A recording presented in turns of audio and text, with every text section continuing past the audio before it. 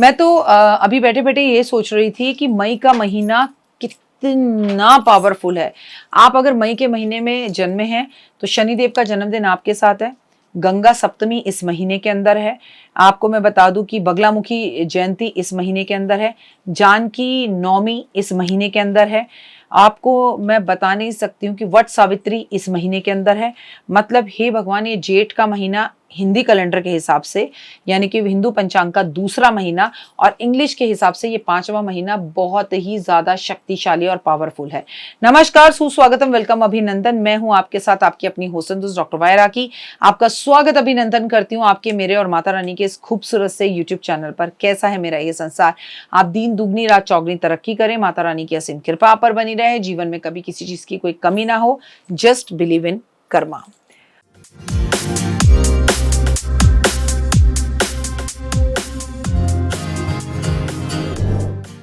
आप अगर कर्मों पर बिलीव करते हैं तो आप मई बॉर्न ही हो सकते हैं, क्योंकि मैं कर्मों पे बिलीव करती हूँ और मेरा जन्मदिन 30 मई को होता है। लेकिन क्या मैं आज अपने जन्मदिन की बात करने आई हूँ? नहीं नहीं नहीं, मैं आपसे बात करने आई हूँ 6 मई की। 6 मई जानकी नवमी, यानी कि सीता जी का जन्मदिन है और इस दिन मंगलवार है। तो ओए होए ओए होए ओए होए ओए होए, इसके मायने अपने आप में और भी ज्यादा हो गए, क्योंकि ये मंगलवार को है। तो मैं आपको बता दूं कि बुध ग्रह मेष राशि में प्रवेश करेगा सुबह 4:10 तक।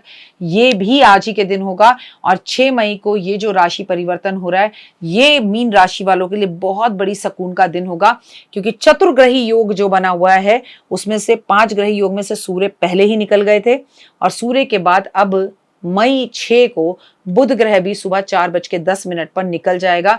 तो थोड़ी और राहत की सांस होगी। और अब कहां पर प्रवेश करेंगे? मेष राशि में। मेष राशि आपके ऊपर शनि की सारसती पहले से ही चल रही है, और अब बुध वहां पर आ रहा है। तो मुंह में होंगे छाले, दांत से होगी जुड़ी समस्या, पेट होगा खराब, कॉन्स्टिपेशन की प्रॉब्लम होगी, और आपकी बुद्धि बहुत अच्छी चलेगी। आपको व्यापार, काम और नौकरी के बहुत अच्छे अच्छे फायदे मिलेंगे। तो please take care of your health and please take care of your wealth. बैसाख शुक्ल पक्ष की नवमी को मनाई जाती है जानकी नवमी, यानी कि जिस दिन सीता जी का जन्म हुआ था। जानकी जयंती, सीता नवमी इसे कहते हैं। और देखिए, पहले राम जी का जन्म, फिर हनुमान जी का जन्म, और फिर माँ सीता का जन्म। मैंने आपसे पहले भी अपनी वीडियोस में कई बार बताया, क्या आपका ऐसा कोई दोस्त है, क्या आपका ऐसा कोई रिश्तेदार है, क्या आपका कोई सोलमेट है, क्या आपके पति और आपके बीच में ऐसा है? जिन भी पति पत्नी का जन्मदिन आसपास होता है, या जिन दोस्तों का जन्मदिन आसपास होता है, वो इस जन्म के नहीं, जन्मों जन्मों के साथी होते हैं।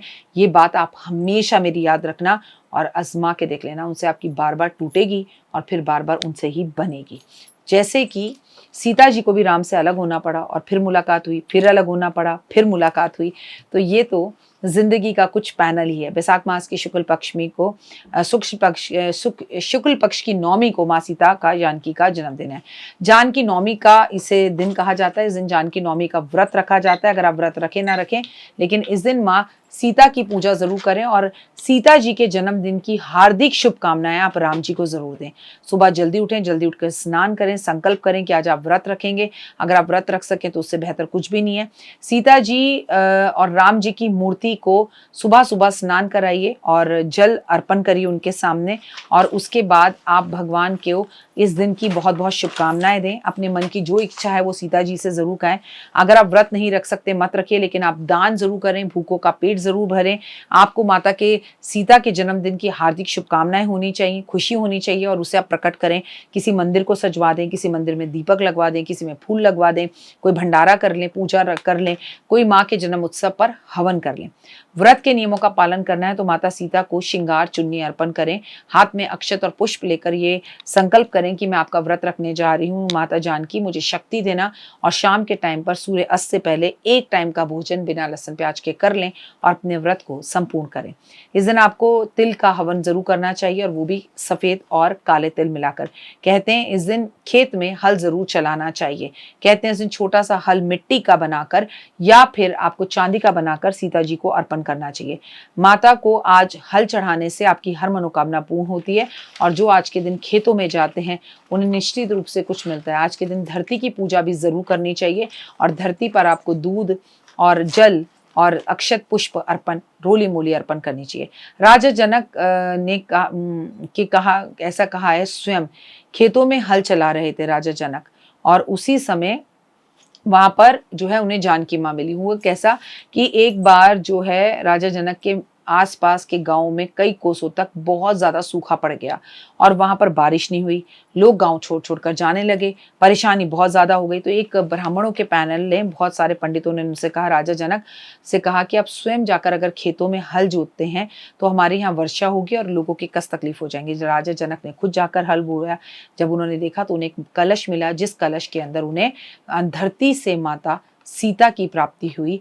और वैशाख मास के शुक्ल पक्ष की नौमी वाले दिन जो कन्या के रूप में उनके जीवन में वो शिशु आया, वो मिली, वो माता जानकी थी, जिनका अंदर तेज अलौकिक था। अरे वो माता सीता थी तो अलौकिक ही होगा, और उनका नाम जानकी रखा गया। और उसी दिन, ये तिथि पर माता जानकी का जन्मदिन हुआ। इस दिन भंडारा करें, राम जी और सीता जी का गठबंधन इस दिन जरूर करें, और राम जी को माता सीता के जन्म की बधाइयां बहुत जरूर दें। 6 मई का दिन है, बेहद खास दिन है, और इस दिन अगर आज आप पूजा पाठ आराधना अर्चना करते हैं तो आपके जीवन की हर मनोकामना पूर्ण होती है, कष्ट तकलीफें परेशानियां आपकी जिंदगी से दूर होती हैं, और माता सीता से आपको आशीर्वाद मिलता है। आज के दिन जो भी व्यक्ति हनुमान जी की, क्योंकि मंगलवार का दिन है, अब हनुमान जी के उपाय ना करें ऐसा तो हो ही नहीं सकता। हनुमान जी के पहाड़ वाली मूर्ति पे से, पहाड़ में से थोड़ा सा सिंदूर लेके माता सीता की मूर्ति के पैरों पर लगाता है और अपनी मनोकामना बोलता है, तो ऐसे में हनुमान जी की विशेष कृपा उससे व्यक्ति पर होती है। आज हनुमान चालीसा, सुंदरकांड, बजरंग बाण जरूर करें। आज रामायण का पाठ कर सके तो जरूर करें। आज हनुमान जी के मंदिर में झंडा लगा सकें तो जरूर लगाएं। आज अनार का भोग लगा सके तो जरूर लगाएं। आज अनार का रस महादेव पर अर्पण करें तो बहुत ही उत्तम रहेगा। आज माता जानकी को, सीता को, लक्ष्मण को, हनुमान जी को गुलाब के पुष्पों की माला अर्पण, जिसे जयमाला बोलते हैं, वो अर्पण करें तो बहुत अच्छा रहेगा। आज एक कलश में पानी भरकर, जिसमें हम थोड़ा सा जो है चीनी मिलाएंगे, मिट्टी का कलश हो, उसे ढक्कन से ढकेंगे, उस पर खरबूजा, तरबूज, पंखा और ककड़ी और आम, जो भी सीजन के फल होते हैं, वो अगर मंदिर में अर्पण कर आते हैं तो आज का दिन बहुत शुभ और मंगलमय होगा, और जीवन में आपको हर कदम पर सक्सेस मिलनी शुरू हो जाएगी। फिलहाल मुझे दीजिए इजाजत। अगर अभी तक आपने मेरे चैनल को लाइक, सब्सक्राइब और शेयर नहीं किया तो अपना प्यार दीजिए। माँ जानकी के जन्मदिन की, सीता जी की नौमी की हार्दिक शुभकामनाएं, और मौका मिले तो हुए आज खेतों में जरूर जाएं आप। जय माता दी।